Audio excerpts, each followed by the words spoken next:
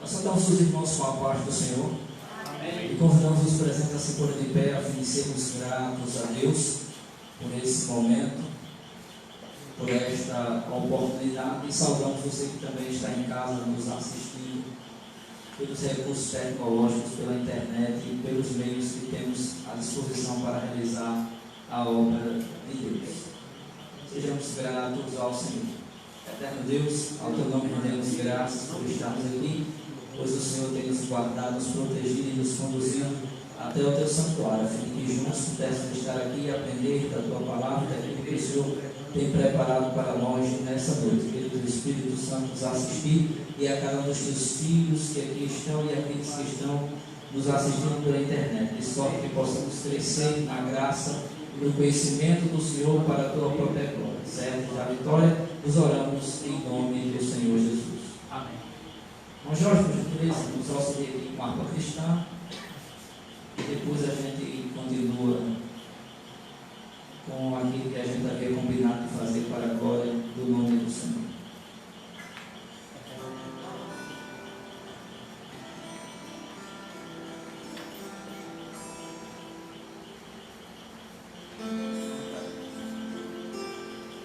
Também saúde os irmãos com a paz do Senhor.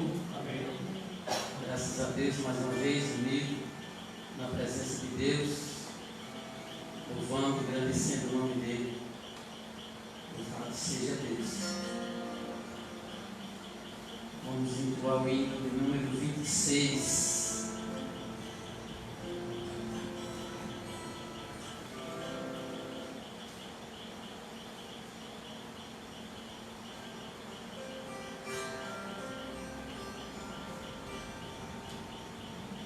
Um glorioso cristão me pensares na cidade que não tem igual, onde os muros são vivos jaspe e as ruas de ouro e cristal.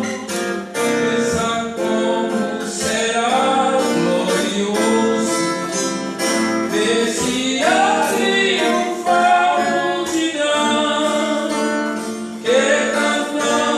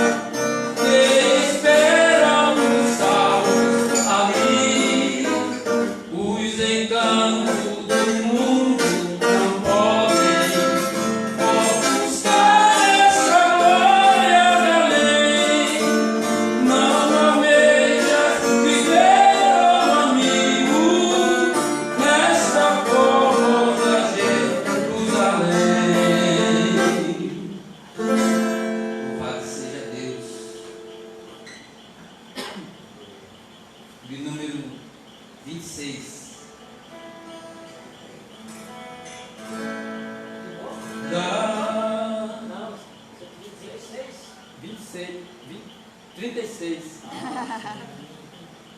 Número 36. Da linda pátria estou, bem longe, cansado estou.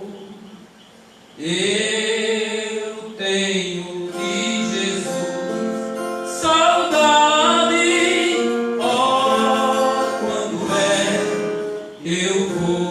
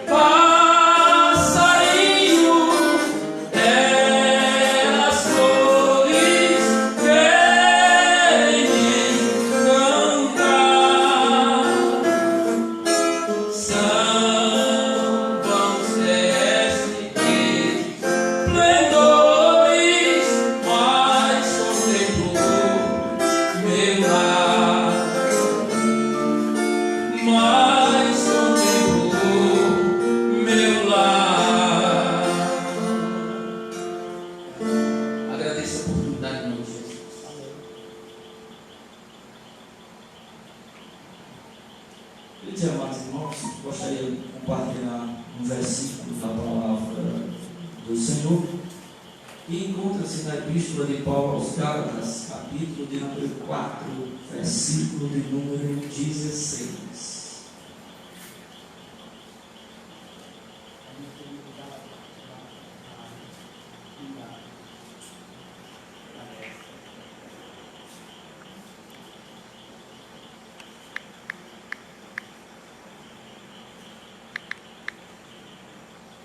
Gálatas 4 e 16, que nos diz o seguinte: fiz-me acaso vosso inimigo, dizendo a verdade? Amém. Queridos irmãos, por exemplo, gentileza, para combater o erro, só existe um remédio: é a gente ensinar o que diz a palavra de Deus. No fim do seu ministério terreno, o Senhor Jesus reuniu seus discípulos e começou a falar com eles acerca do que aconteceria nos últimos dias, nos tempos que antecederiam a volta do Mestre. Aprendemos pela palavra de Deus, como Paulo diz aqui, escrevendo às igrejas da Galácia, ele pergunta: eu me tornei inimigo de vocês por dizer-vos exatamente a verdade? Porque existem pessoas que não suportam ouvi-la. A própria Bíblia diz que nos últimos tempos os homens ajuntariam para si doutores segundo as suas concupiscências, porque teriam comichão nos ouvidos por não suportar a verdade da palavra de Deus. E aprendemos que o engano é algo muito parecido com a verdade. E o nosso inimigo, o inimigo da igreja, o seu e meu, ele é o pai da mentira. Jesus foi quem disse que ele nunca se firmou na verdade. Ele é homicida desde o princípio. Ele veio para roubar, matar e destruir. É o tríplice papel dele. Infelizmente, muitas pessoas estão sendo destruídas pelo inimigo, estão sendo mortas por ele, e infelizmente não estão percebendo. E só temos um remédio: é ensinar. Então, a gente tem preparado um estudo, conforme fizemos com da semana passada, e orientamos mais uma vez os irmãos. Não é porque eu sou a minha pessoa que está dando estudo aos irmãos, mas que vocês se apropriem dele, leiam, porque a semana passada falamos sobre o nosso credo. Está lá a base doutrinária da igreja, de A a Z, aquilo que nós acreditamos. E principalmente para você que é ministro da casa do Senhor, presbítero, diácono, diaconisa, dê uma lida no que está ali, procure aprender, para evitar que o erro entre dentro da casa do Senhor. Depois a gente vai disponibilizar também em PDF o estudo de hoje. Sei que para algumas pessoas vai parecer que nós estamos querendo aqui promover algo que não seja edificação, mas se você é servo do Senhor, crê em Jesus Cristo, não se isente, procure ver as fontes que a gente consultou, estão citadas no estudo. Porque o camarada, além de fazer a coisa errada, ainda tem o prazer de divulgar na grande rede, na internet. Está lá, não tirei do outro canto, não alterei absolutamente nada, mas peguei exatamente o que ali estava.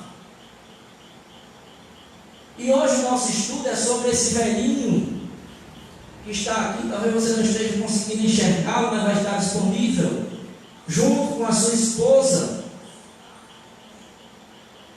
conhecido. Já partiu para a eternidade em 2012. Chama-se Sun Myung Moon, conhecido como Reverendo Moon.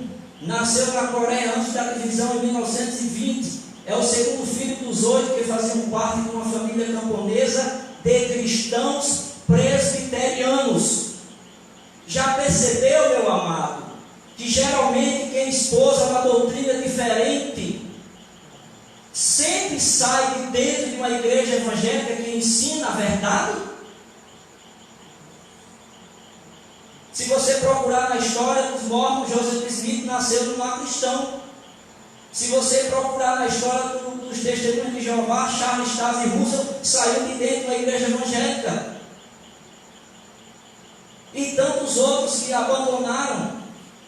Aí o que é que a Bíblia diz? Eles saíram do nosso meio porque nunca foram dos nossos. Não estou inventando, está na Bíblia. Porque não conseguem se firmar na verdade. Tudo mudou em sua vida na Páscoa de 1936.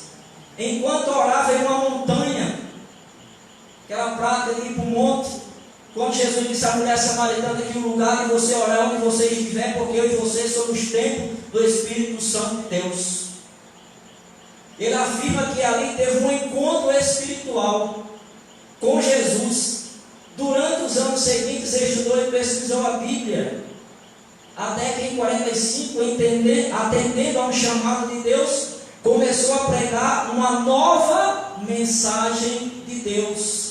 E o que é que Paulo diz lá aos Gálatas? Se alguém vem ter convosco trazendo outro evangelho, além daquele que vos tem anunciado, ele seja considerado anátema, ou seja, maldito. Ele afirmava que esse é o princípio divino, uma terceira parte da Bíblia, um outro testamento, dizendo ser uma reencarnação de Jesus. Fundou a seita chamada Igreja da Unificação. Em 1960 casou-se com Rabi Jahan e tiveram 13 filhos e 40 netos. Passaram a se apresentar com o título de verdadeiros pais, pois restaurariam o erro de Adão e Eva, dando início a uma nova cultura e linhagem do céu.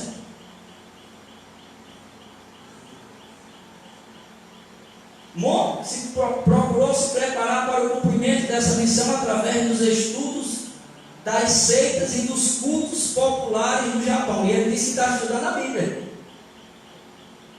E da Coreia. Foi assim que em 46 começou a pregar a sua própria versão do cristianismo messiânico. À medida que a seita crescia, Moon enfrentava problemas com as autoridades coreanas, o que culminou com a sua excomunhão pela Igreja Presbiteriana em 48, a qual pertencia até então. Saiu do nosso meio.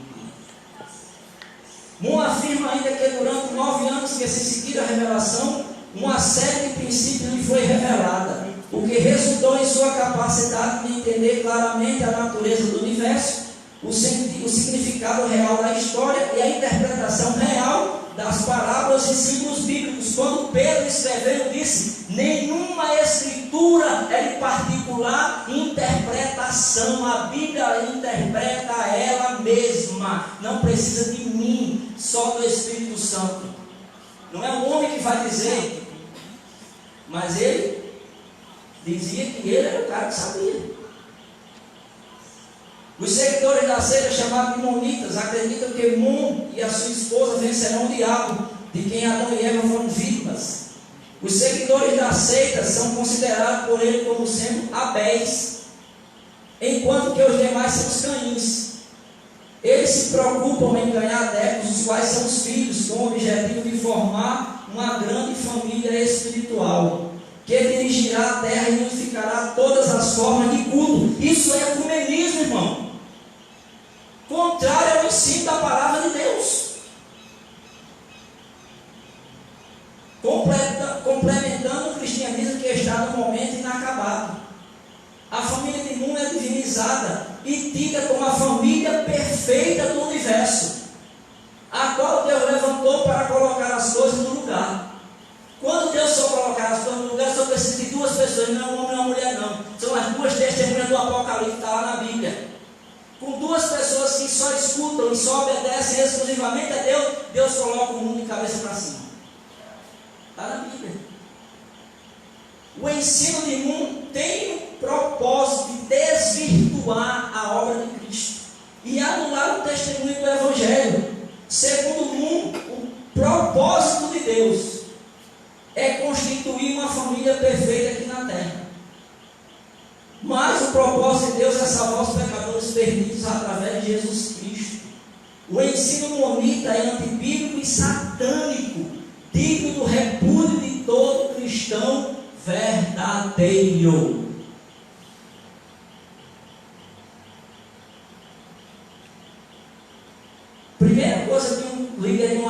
faz, João Maria? Escrever um livro. Joseph Smith escreveu um famoso, um outro testamento de Jesus Cristo. O escritor aos Hebreus diz que para um testamento ter validado, é necessário que o testador morra. Quando Jesus institui a ceia, diz o quê? Esse é o novo testamento no meu sangue. Não precisa de outro testamento. Mas o cara aqui está dizendo que tem um terceiro evangelho aí, que Deus vai salvar o mundo através dele, não através de Jesus. Aí a partir daí, esse camarada aqui, o pastor Eli Huber, que é o fundador do movimento de discipulado apostólico, bebendo nas mesmas fontes do reverendo Moon, porque aprendeu com ele, e ele vai dizer aqui, fundou também um movimento. Tudo, como eu disse, direito à internet. Os escritos são deles próprios, não são meus não, eles que colocaram lá. Isso aqui foi ele próprio que colocou. Que durante alguns anos estudei os modelos de crescimento da igreja e acompanhamento de novos convertidos, assim como as estratégias de treinamento de líderes para continuar avançando o reino de Deus na terra. Por não sermos radicais em dogmático, não copiamos integralmente nenhum dos modelos disponíveis de igreja em célula. Não porque não quiséssemos ser parecidos ou identificados com qualquer grupo ou modelo, mas porque acreditamos que o Espírito Santo é original, criativo e contextual. Se ele cresce, ele deixaria que o próprio Espírito dirigisse o negócio. Ele coloca aqui que diz que o Espírito Santo é criativo, que ele pode fazer uma coisa nova. Mas quem está trazendo a coisa nova justamente é ele. Cremos que quando nos colocamos diante dele, com a dependência, ele nos guia naquilo que é o ser melhor para a nossa vida, nossa família, nossa igreja, para a nossa cidade e para todos aqueles dentro do nosso ciclo mais íntimo de parceria e relacionamentos. Aí ele diz, estudando os diferentes modelos de igreja em célula, observando de perto, gastando tempo com os líderes envolvidos na prática, encontramos vários bons modelos, como o modelo 5x5 do pastor David Yong-Chu, idealizador. O cara escreveu um livro chamado A Quarta Dimensão, que é um best-seller do meu evangelho. E o próprio David Yong-Chu diz lá no livro da Quarta Dimensão que a fé tem um troço chamado período de incubação. E se você deseja alguma coisa, tem que ficar grávido daquilo que você quer pedir a Deus. Isso fez sucesso entre muito crente por aí afora. Mas vamos seguindo. Depois, o modelo dos grupos de interesse do Dr. Ralph Negro Jr. e o modelo do governo dos dois do pastor César Castellano da Colômbia. Todos eles são bons e funcionários nos contextos que são aplicados para aqueles que seguem seus princípios. Contudo, acreditamos que Deus tinha algo específico para nós, com nossas cores e nossa cara, capaz de florescer nos mais diferentes ambientes em que houvesse receptividade para o seu desabrochar. Queríamos algo adaptável, prático, descomplicado. Entendemos que os modelos são feitos para as pessoas e não as pessoas para o modelo. Assim, em oração e dependência de Deus, chegamos à base do modelo do discipulado apostólico, MDA. Nesse modelo, priorizamos as vantagens do discipulado 1 a 1, ao mesmo tempo em que aproveitamos os benefícios dos outros modelos. Desta maneira, com base naquilo que o Senhor nos tem dado como uma estrutura funcional na MDA, é possível para a igreja local ganhar multidões para Jesus, sem deixar de cuidar bem de cada cristão. Isto é o discipulado 1 a 1, isto é MDA. Aí ele continua, isso aqui ele foi que disse. Jesus, sendo o primeiro apóstolo, demonstrou que o discipulado era um conjunto de fatores que abrangia a convivência, o modelado ministério, investir nas pessoas uma a uma, o investimento em grupos de discipulado, orar juntos, congregar juntos, etc. Vemos depois que os apóstolos da igreja primitiva seguiram esse modelo. Não há registro de qualquer um deles teve 12 discípulos. O número é obviamente flexível. A Bíblia deixa bem claro, porém, que o modelo apostólico do discipulado que Jesus havia iniciado continuou. Barnabé foi atrás de Saulo e obviamente investiu muito na vida dele. Paulo investiu muito em Silas, Timóteo, Lucas, etc. A história diz que Pedro investiu muito em João Marcos e assim por diante. Esse é o modelo do discipulado apostólico. Mateus 28, 18 a 20, depois 2 Timóteo 2 e 2. Aí quando você lê a Epístola de Paulo aos Gálatas, você não encontra essa história de que Barnabé investiu em Paulo, no discipulado 1 a 1. Paulo, pelo contrário, vai dizer que durante 3 anos ele chegou lá, apareceu, depois passado 14 anos ele foi à Arábia e tal. Tudo bem que a Bíblia diz que Barnabé foi a pessoa que introduziu Paulo na igreja, mas o próprio testemunho de Paulo vai dizer que não foi dessa forma que o querido irmão está dizendo aqui. Não foi esse investimento pessoal como eles querem que a gente faça, porque isso aqui está dentro do livro Princípio Divino do Reverendo Nuno. É uma leitura, se você se propor a fazer, é um pouco cansativa, são 400 e tantas folhas, mas está lá esse ensinamento. Esse rapaz aqui é Ciro Sanches Borg, que é um escritor de livros ligado à Assembleia de Deus. E ele começa a dizer o seguinte: algumas igrejas têm abraçado o MDA, modelo de discipulado apostólico, como se fosse o modelo acima de qualquer crítica, visto que este estaria, segundo pensam seus proponentes, em conformidade total com os ensinamentos de Jesus e dos apóstolos. Entretanto, penso que, além das heresias que já mencionei em outros artigos, ele escreveu sobre isso antes, como o universalismo e o triunfalismo expressos mediante decretos de salvação de indivíduos, famílias e cidades. Existe nesse modelo do MDA uma supervalorização do discipulado, como se este fosse a solução para a salvação da humanidade. Deus exige de nós que anunciemos o seu Evangelho. Ezequiel 33, 8, 1 Coríntios 9 e 16. Mas, uma vez que pregamos as boas novas de salvação em Cristo Jesus e ensinamos, quando a gente ensina a sã doutrina, não somos responsabilizados por Deus caso alguns se desviem. Está lá em Ezequiel 18. Nunca mais direi esse provérbio em Israel: os filhos comeram uvas verdes e os dentes dos pais se embotaram. Deus está dizendo: a alma que pecar, essa morrerá. O pai não levará a culpa do filho, nem o filho levará a culpa do pai. Ele não nos diz: fulano se desviou por falta de discipulado. Jesus deixou bem claro na explicação da parábola do semeador, que a responsabilidade maior pelo desvio do Evangelho é do próprio desviado. E eu abro um parênteses: e da igreja que não ensina a sã doutrina, porque a própria Bíblia diz: não havendo profecia, o povo se corrompe. Portanto, não cabe a nós criar modelos ou atrativos para suavizar o Evangelho e manter pessoas nas igrejas. Tampouco cabe a nós pregar o Evangelho de maneira que as pessoas desejam ouvi-lo, e sim do modo como elas precisam ouvi-lo, pois a porta e o caminho são estreitos. Mateus capítulo 7, versículos 13 e 14.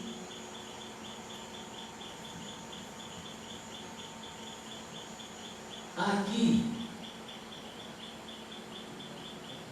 antes de falar na gênese do MDA, falaremos sobre os objetivos deste método, analisando com cuidado todo o aparato do MDA.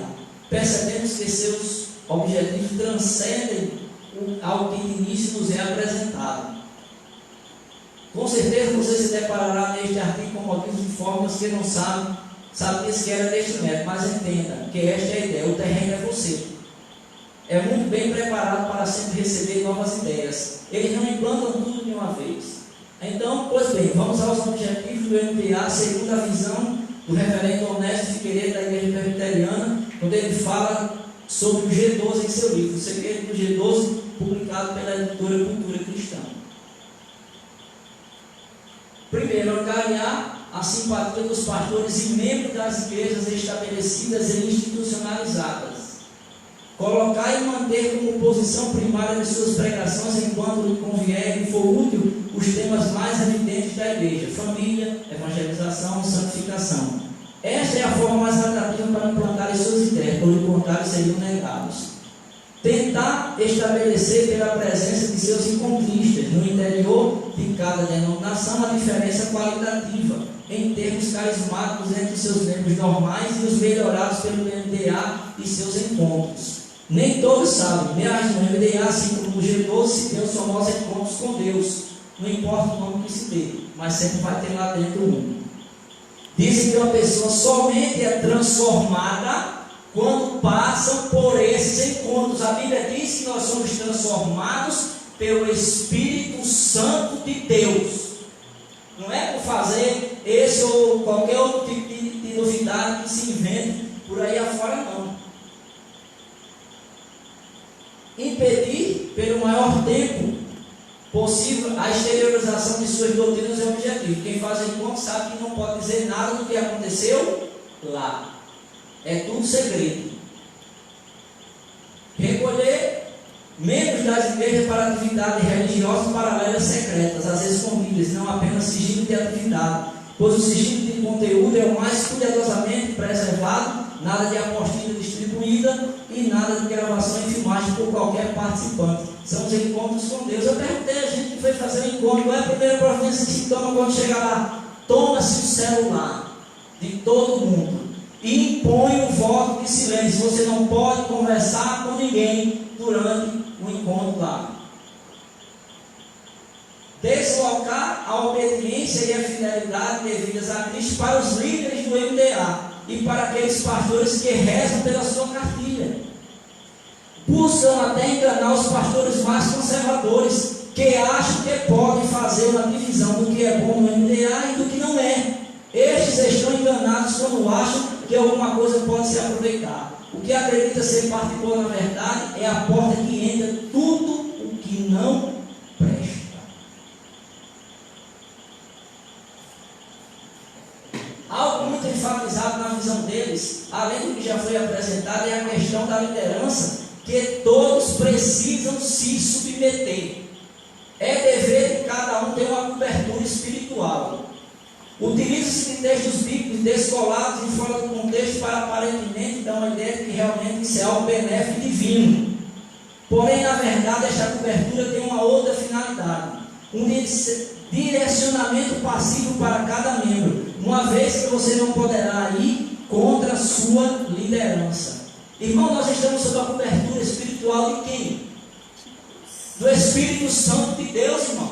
Não existe essa história de eu estar sob a cobertura de um pastor, de um líder, de qualquer outra pessoa, não. Nós estamos, e a igreja está e sempre estará sob a cobertura do próprio Deus, porque Ele é o dono da igreja. Afirmam-se como uma nova face da igreja, levando a ideia de que qualquer um pode exercer liderança espiritual ou ser um líder. Cuidado com isso. Jesus deixou pessoas específicas para cuidar da igreja. Deus levantou pastores, homens capacitados para cuidar do povo. Deus nunca deixou o cuidado da igreja na mão da igreja, mas dos apóstolos especificamente escolhidos. Jesus nunca deixou o cuidado eclesiástico na mão do povo, mas de seus discípulos. Em sua apostila, Huber diz: ninguém pode abusar da autoridade a ele conferida, se referindo ao líder e à obediência passiva que o discípulo precisa ter. Na verdade, ele está fechando o cerco.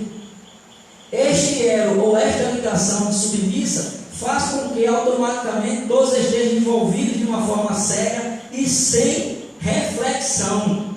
Mesmo que seu discipulador seja um menino na fé ou leigo, você no máximo poderá ir ao discipulador do seu discipulador, mas nunca quebrar a corrente montada. Basta o do topo falar e todos irão obedecer. E não ache que no topo está você, pastor, porque na verdade quem manda neste caso é a cúpula do MDA. Não é nem a pessoa que acha que está na liderança. É nítido que todo o sistema todo se resume a regras e fórmulas, como se o reino de Deus fosse uma fórmula mágica. Sendo assim, o êxito da conversão não está mais no Espírito Santo, mas no seguir rigorosamente as regras do modelo NTA. Como? Cumpra isso e tenha resultado. O contrário também se aplica ao modelo. Quando não se vê o resultado, achamos que o problema está na fórmula do líder. O pastor Ciro Santos Importa, em seu blog, ele escreveu isso, está lá na internet. Jesus sempre prezou a liberdade do ser humano. Vemos isso claramente na parábola do semeador, Mateus capítulo 13. Este saiu a semear, uma parte da semente caiu à beira do caminho, outra entre os espinhos, outra entre os pedregais e outra em boa terra. Apenas um quarto, 25% do que foi semeado prosperou. Ou seja, digamos que dentre 400 pessoas que receberam a palavra do Senhor, durante algum tempo, apenas 100 delas permaneceram firmes, obedientes à sã doutrina. Mas veja que interessante, Jesus não disse que o semeador é o culpado pelos 3/4 que não produziram. Ele não afirmou, por assim dizer, que a maioria se desviou por falta do discipulado. Na verdade, o mestre deixou claro que a nós, pregadores do Evangelho, cabe pregar e ensinar a verdade.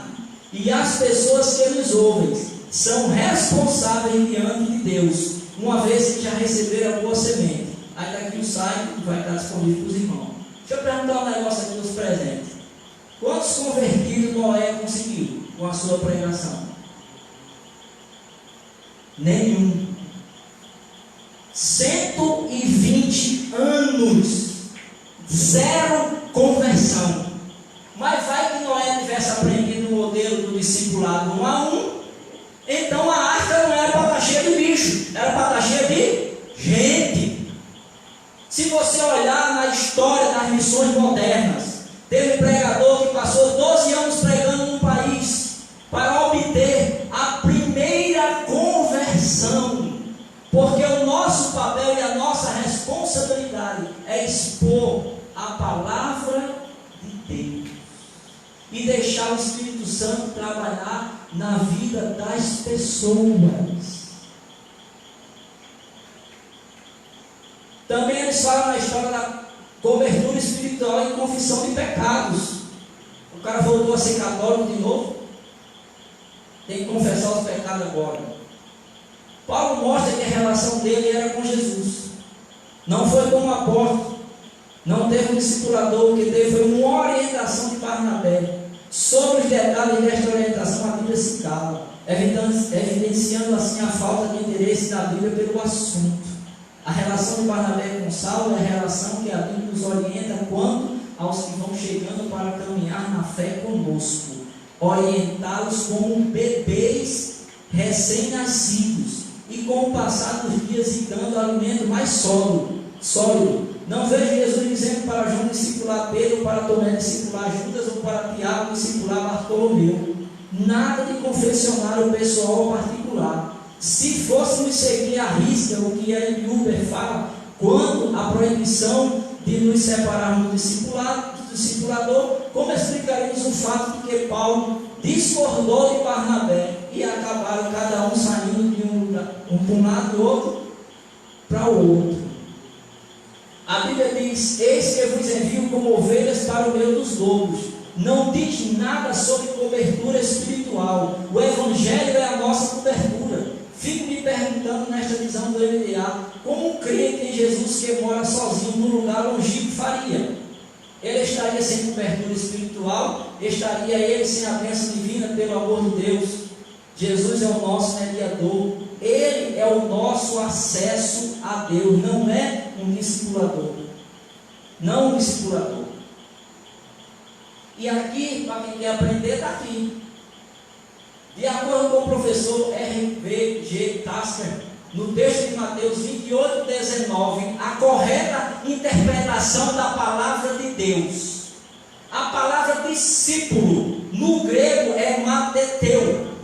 É encontrado também em Mateus 27:57. E vinda já a tarde, chegou um homem rico de Arimateia, por nome José, que também era o que? Discípulo de Jesus. A tradução do discípulo nestes textos é aprendiz de. quando Jesus nos manda ir e fazer discípulos, precisamos entender primeiro que o ir está no gerúndio, ou seja, indo é um ato contínuo, continuado. Segundo, fazer discípulos a quem? Os discípulos são de Jesus. Somente pregamos, instruímos e fazemos discípulos de Jesus ou para Jesus. Não se trata do que tão comumente ouvimos no MTA. O meu discipulador diz meu discípulo, ou o discípulo diz meu discipulador. Como se ser discípulo é ser de uma pessoa que a mim fora imposta por alguém que está acima de mim, por um superior. E aqui tem outra coisa, irmão, que eu botei aqui. Porque lá no livro do pastor Chu, da quarta dimensão, ele diz, e ele o ensina nas suas epístolas, lá nos seus escritos, que a partir de agora eu não posso ver mais as pessoas como elas são. Eu tenho que ver as pessoas pela ótica de Deus. Aí quando eu for ver um homossexual, um travesti, uma prostituta, um drogado, um alcoólatra, eu tenho que vê-lo como já salvo. E não mais como uma pessoa que precisa ter salvação. Porque segundo o Chu, no seu livro, disse que tinha uma irmã que tinha uma filha que era prostituta, e ele mandou que ela visualizasse a filha já convertida e orasse nesse sentido. E assim aconteceu a conversão da moça. Irmão, nós temos a responsabilidade de orar e de pregar o Evangelho, e as pessoas de se mostrarem sensíveis à voz do Espírito Santo. Então, segundo Coríntios 5,16, que é onde está escrito isso, a nossa tendência, ele coloca isso aqui, é enxergar as pessoas no natural como elas são, sem levar em conta aquilo que Jesus já fez por ela na cruz do Calvário. Deus quer que a gente aprenda a enxergar as pessoas como elas são no mundo espiritual. Assim nós ajudamos a vida delas a serem transformadas e as nossas também. Não devemos conhecer a nós mesmos segundo a carne. Não devemos conhecer ninguém segundo a carne, incluindo a nós mesmos. Nós devemos enxergar como somos em Cristo, pela ótica do Espírito. Como nós somos pela ótica do Espírito. Interessante que ele próprio gravou no livro dele lá, Espírito com letra minúscula, viu? Não está maiúscula não, está minúsculo. Nossa vida está em Cristo, oculta, escondida nele. Toda a realidade do que aconteceu com Jesus agora aconteceu para você, porque você está nele. Romanos 6, 6 e 11, Efésios 2 e 6. Quanto mais você enxerga essa realidade espiritual, mais ela vai tomar conta da sua vida. Tiago 24, 25. Para você andar em vitória, devemos nos manter olhando no espelho para enxergarmos a nossa nova identidade. Quem nós somos em Cristo. Não existe atalho. O segredo é meditar na palavra. Tem mais de 300 versículos que falam sobre essa nova identidade. Quando você fica meditando nisso, sua vida muda. Segundo Coríntios 3,18. Você não só vê a sua nova identidade, você vê a glória do Senhor. Misericórdia. Porque a Bíblia diz que nós somos transformados dia após dia. E não é porque eu vou ficar me imaginando de uma forma ou de outra, mas é se eu permito que o Espírito Santo mude a minha vida de dentro para fora. Quando você se olha no espelho, você vê o próprio Jesus dentro de você. Ó. Como dizia Ben-Hur, nós somos pequenos deuses andando sobre a terra. Não é? Não devemos conhecer os nossos irmãos em Cristo segundo a carne. Romanos 15, 14, 1, depois 1 João 15, 14, depois 1 João 4, 17. E o terceiro, não devemos conhecer as pessoas que ainda não se converteram segundo a carne. 1 Coríntios 5, 19. Deus já deu a salvação para todo mundo. Isso é o que está dizendo. Só falta as pessoas receberem. Só tem o pecado que deixa as pessoas longe de Deus, não receber aquilo que Deus fez por elas. Aí ele quer dizer que agora eu tenho que olhar para as pessoas e vê-las de uma outra forma. Aí eu pergunto, como foi que Deus viu o povo de Sodoma e Gomorra? Como todo mundo já salvo por Jesus. Ele viu eles como pecadores que mereciam a sua ira, e mandou fogo e enxofre e destruiu aquelas cidades. Como é que Deus vai ver as pessoas lá diante do juiz do trono branco? Não, eu estou vendo vocês, estão todo mundo já salvo pelo meu filho. A Bíblia diz que eles rejeitaram Jesus e terão a segunda morte. É a Bíblia que diz, não é invenção humana que vai fazer com que se mude lá, não. Quem muda é o Espírito Santo atuando na vida. Quantos de nós conhecemos que são ex-drogadas, prostitutas, homossexuais, por causa de coisa, porque um dia abriram seu coração e permitiram que Deus falasse a eles, e eles deram um passo de fé para o Senhor Jesus. Porque se fosse assim, eu queria que amanhã eu visse todos os irmãos que estão aqui, os que estão todo mundo milionário. Vocês acordassem com um bocado de zero, depois do mundo na conta de vocês. Mas infelizmente não vai acontecer. Isso não tem base bíblica. Aí aqui eles falam sobre a base bíblica para as células. O que é que Paulo diz lá no capítulo 12 de Coríntios? Que nós somos o que do Senhor? O seu corpo. Corpo.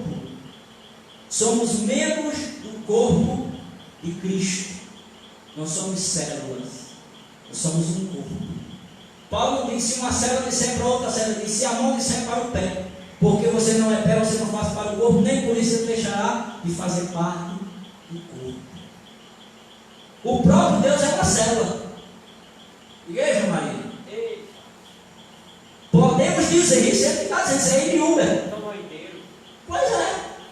Que o conceito de célula foi introduzido logo no primeiro versículo da Bíblia, onde lemos: no princípio criou Elohim os céus e a terra. Gênesis 1 e 1. A palavra hebraica Elohim é consistentemente usada para Deus nos 16 primeiros capítulos de Gênesis, e é na verdade o plural, significando mais de uma pessoa. Aí o cara força a interpretação, porque se nós temos, e aprendemos na semana passada, que adoramos a Deus na unidade e adoramos a Deus na trindade, é claro que a Bíblia não poderia usar um versículo diferente deste. Célula do ministério de Jesus. Jesus ensinava no lar, ministrando para pequenos grupos de pessoas. Grande parte do seu ministério aconteceu nas sinagogas às vezes no templo, e muitas vezes ao ar livre. Mas uma parte significativa do seu trabalho e ensino aconteceu no lar, com um grupo pequeno de pessoas. Aí o que é que você disse quando Jesus fez um grande sermão do monte? E outra feita disse que ele alimentou a multidão, e tinha quase 5.000 pessoas lá, que o pequeno grupo era esse. E a maior pregação que Jesus fez, ele fez para uma única pessoa. Capítulo 4 do Evangelho de João. Jesus prega para a mulher de Samaria, e ela era uma única pessoa, não um pequeno grupo. E aqui eu printei, tirei de lá: visão do MDA, Igreja em Células, unificando o cristianismo, pregando o Evangelho em todo o mundo, preparando a volta do Senhor Jesus Cristo. A última frase é de missão de quê? Do Messias tribal. Isso aqui está lá no livro do Reverendo Moon, que fala dessa história da missão dos Messias tribais.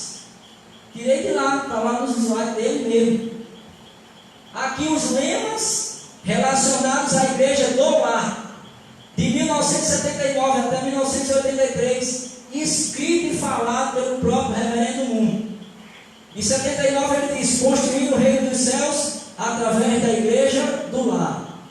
A Igreja do Lar é a base do meu reino dos céus. A Igreja do Lar é o meu reino dos céus. Vitória da Igreja do Lar. A Igreja do Lar é nosso lugar de estabelecimento. E a Bíblia diz que nós somos peregrinos e estrangeiros nesta terra. Como o irmão Jorge canta um hino: da linda pátria estou distante. Ó, quanto é que eu vou. Eu tenho de Jesus saudade. Mas esse povo aqui não quer que Deus estabeleça o seu reino para morar aqui. Graças a Deus somos cidadãos do céu. Aqui ele mesmo diz: As células de crescimento e multiplicação atreladas. Uma coisa não anda sem a outra. Ao discipulado 1 a 1, são uma das ferramentas mais eficientes que a igreja dispõe para cumprir sua vocação. Através delas, os membros se fortalecem espiritualmente e se preparam para proclamar o Evangelho. O quê? E o princípio divino a todo mundo. Cadê a pessoa do Espírito Santo aqui? Não tem. E olha que ele coloca que você tem que proclamar o Evangelho e também o livro herético escrito pelo reverendo Moon, o tal do princípio divino, que diz que Jesus falhou em sua missão, que fala do tal dos messias tribais, que fala do tal dos verdadeiros pais, que diz que o Espírito Santo é uma mulher, que diz que Jesus errou, não cumpriu o propósito de Deus porque não se casou com Maria Madalena. É isso que esse camarada ensina, isso é heresia. Heresia de perdição. Mas está lá, quem quiser buscar, está na internet, o livro está disponível. Depois ele diz isso aqui, ó, mesma coisa que o reverendo Moon fala. O discipulador que está na posição de Abel, ou pai espiritual, ajuda o discípulo que está na posição de Caim. A Bíblia diz que Caim é do maligno, irmão. Como é que a pessoa que você está discipulando pode ser o Caim? E você que é o Abel? Isso é anticristo, isso é um ensino contrário à palavra de Deus. Você vai ensinar o cara a tomar o ponto de vista de Deus. O discipulador ajuda o discípulo a receber o quê? O amor de Deus. Paulo, escrevendo ao Romano, disse que o amor de Deus está derramado em nossos corações pelo Espírito Santo que nos foi dado. Romanos capítulo 5, versículo 5. Quer dizer que agora o camarada que vai me discipular é que vai fazer com que eu receba o amor de Deus. E eu faço o que com João 3,16? Que Jesus disse que Deus amou o mundo de tal maneira. Não é o discipulador que vai fazer eu receber o amor de Deus, não, irmão. O discipulador ganha a submissão natural do discípulo. Eu me submeto ao outro que está me ensinando. Eu quero namorar com o irmão fulano, eu posso? Não. Pronto, acabou não. Eu queria fazer uma faculdade de Direito, eu posso? Não, pode não. Acabou a faculdade de Direito. E onde é que fica a minha liberdade? Eu agora tenho que me submeter e colocar a minha vida debaixo da cobertura de alguém que vai determinar o que eu faço, o que eu deixo de fazer. Isso é antibíblico, irmão. O discipulador ajuda o discípulo a multiplicar o bem, fazendo a vontade de Deus. Está aqui, olha. Isso daqui está no livro Princípio Divino. Fundamento de substância para remover a natureza decaída. Não é mais o sangue de Cristo, não. É simplesmente você se submeter ao que está lá na página 211 do Princípio Divino. Aqui o próprio Eiudas diz: o mandamento negociável de Jesus em Mateus 28, 19, 20, o próprio irmão explicou que a palavra discípulo aqui significa que é aprendiz de alguém. Todos nós aqui fomos ensinados, a maioria de nós pelo menos, pelo pastor de saudosa memória, João Batista de Alcântara, na escola bíblica dominical. Fomos ensinados pelo próprio pastor Batista, por João Maria e por outras pessoas. Somos aprendizes, aprendemos com eles, com o seu exemplo, com a sua vida. Um segredo revolucionário para cuidar das pessoas.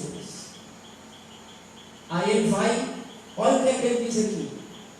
Que o discipulado 1 a 1, escuta aí, é uma poderosa ferramenta que o Espírito Santo usa para a formação de líderes. Meu irmão, bota a mão na consciência. O Espírito Santo precisa de um livro que eu escrevi, e ainda digo que é uma poderosa ferramenta que ele usa para formar líderes. Não,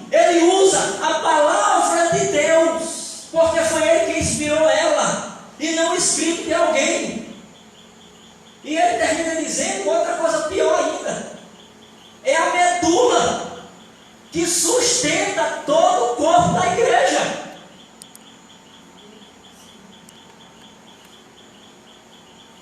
Meu marido está lembrando aqui.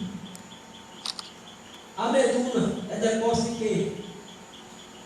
De sangue. Deus não se confunde, nem se deixa confundir. O que faz o discipulador segundo lá? Eles dizem: o discipulador visita, ajuda o discípulo seu convidado a subir os passos do seu acompanhamento inicial. O discipulador é responsável pela integração do novo participante na vida da célula e da igreja local. O discipulador vai também orar e estudar, não a Bíblia. Primeiro ele coloca isso, o princípio divino, um a um com o discípulo. Não é para estudar a palavra de Deus, é para estudar o livro do Reverendo. Está aqui, esse colocado, está lá na internet. Depois que o discípulo estiver totalmente integrado na igreja e terminado de estudar o princípio divino, ele continua recebendo, sendo discipulado, recebendo cobertura espiritual, proteção, estímulo e treinamento para que ele evangelize e também faça discípulos. Aí aqui eles colocaram o início da igreja em Celas, com a igreja do pastor Chu, que é a igreja do Evangelho Pleno na Coreia, em 1967.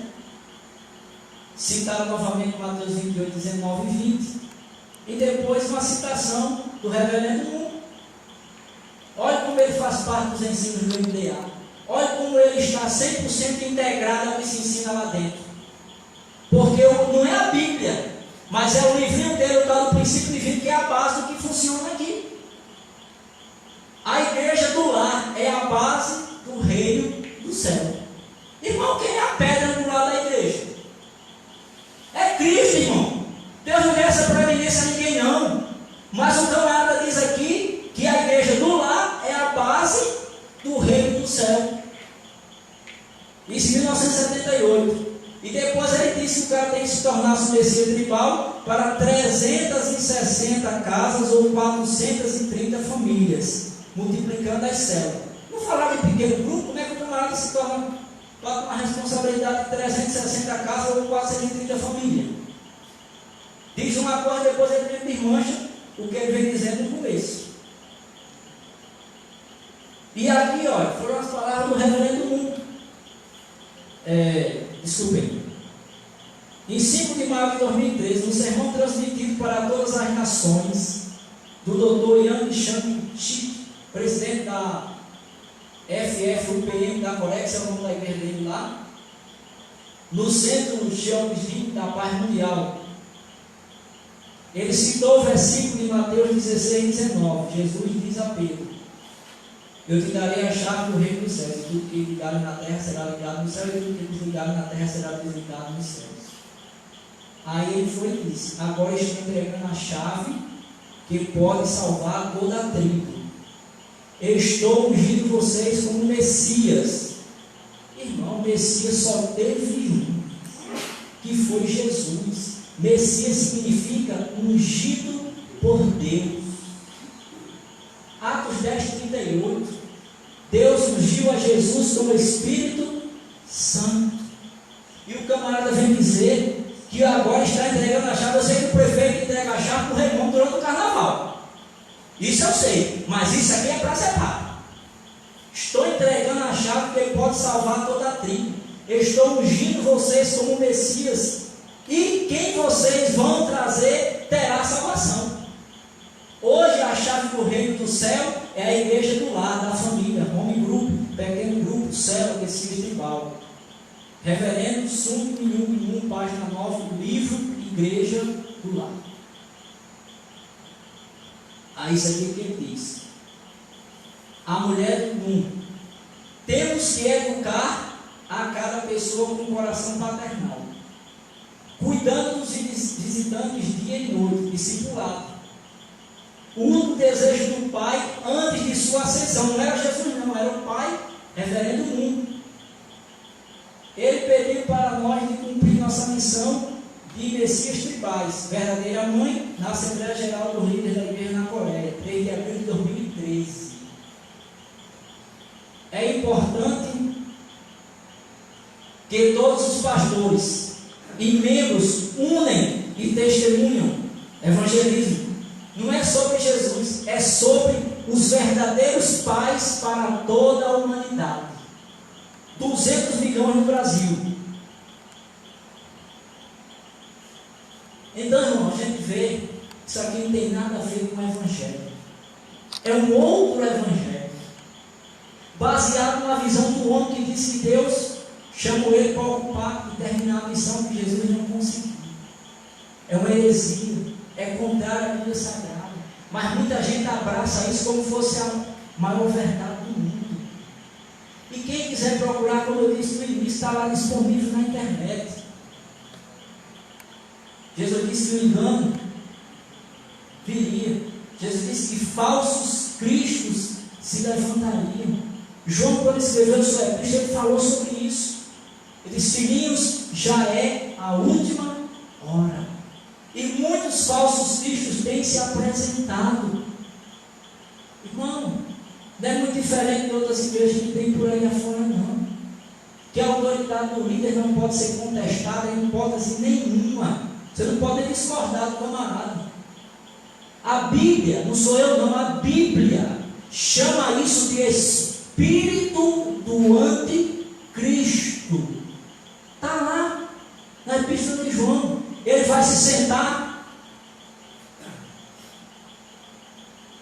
na cadeira. Ele vai querer ser adorado como Deus. É diferente do que a gente estudou hoje à noite com os irmãos? Não. Mas as pessoas estão tão, às vezes, enganadas, levadas por um vento de doutrina, que acabam não percebendo isso. Mas por quê? E antes que eu me esqueça, sabe qual é a primeira coisa que o camarada faz quando se instala o modelo do MDA na igreja? É acabar com o culto de doutrina e escola bíblica dominical. Para quê? Para que as pessoas não sejam verdadeiramente ensinadas segundo a palavra de Deus. E aí o erro começa a preencher. Pastor, mas lá tem estudo. Tem. Mas não segundo a Bíblia Sagrada, segundo os ditames disso aqui. Não se espante não, porque em 2011 o tal do Epiúber fundou um negócio chamado Associação MDA. E para uma igreja aderir e fazer parte do modelo, paga-se. Lá você não pode se desenvolver na chamada célula se você não fizer um tal encontro. Isso daqui nada mais é do que um marketing de pirâmide. E sempre são ditadas palavras de ordem. E sempre se coloca para as pessoas que aqui você vai crescer. Naquela igreja que você estava, você não conseguia crescer não. Seu ministério lá não desenvolvia não. Você lá era alijado, ficava num canto de parede. Irmão, quem quer trabalhar na obra do Senhor sempre terá oportunidade. Se nós erramos por não recepcionar as pessoas às vezes, é uma falha nossa que precisa ser corrigida.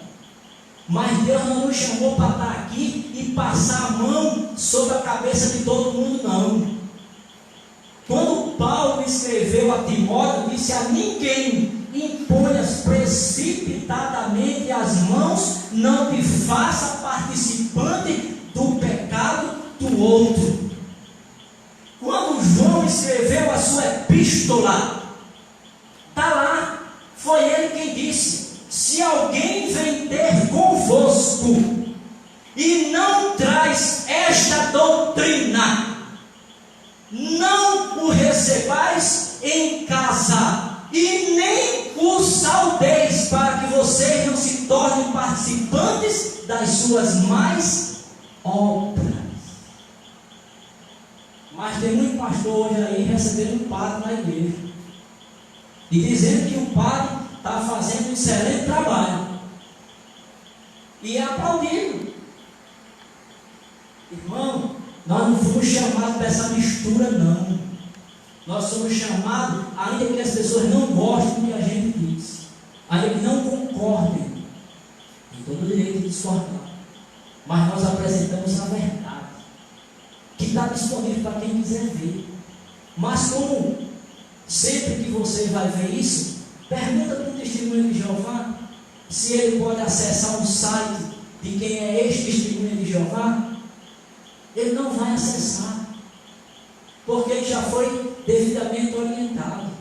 No dia que uma TJ for na sua casa e você botar ela para correr, ou você plantar uma dúvida no coração dele, ele é orientado a nunca mais passar na sua rua nem entrar na sua casa.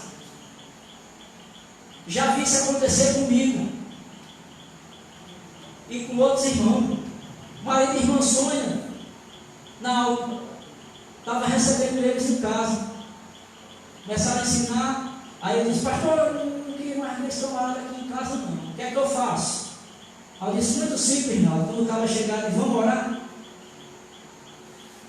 foi suficiente para 3 vezes que Rinaldo chamou o cara para orar. Na 4ª vez que o cara sumiu, desapareceu, não quis mais dar não. Se ele tivesse ensinando a verdade, ele teria continuado lá. Mas porque ele ensina uma mentira, e coitado, foi enganado, enrolado, ludiado, ele vive aquela mentira que ele foi ensinado, e não se expõe à verdade para ser liberto por meio de Jesus. Amém? Então, só deixados, fiquemos de pé, sejamos gratos a Deus. E Marquita, depois a gente transforma no PDF e disponibiliza para quem quiser ficar à vontade e acessar.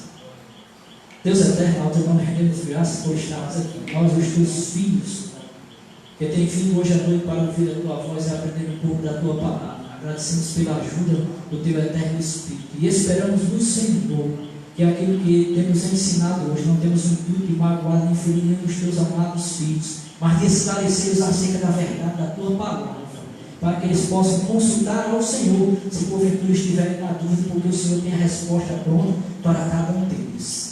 Cura os enfermos, meu Senhor amado, restabelece a saúde dos teus queridos, de sorte que eles possam vivenciar a tua bênção sobre a vida deles e continuar sendo testemunhas do teu Evangelho e da tua palavra. Queremos sair daqui na tua companhia, da mesma forma que viemos, e retornar outras vezes para juntos adorarmos o teu nome, servo da vitória. Rendemos graças em nome do Senhor Jesus.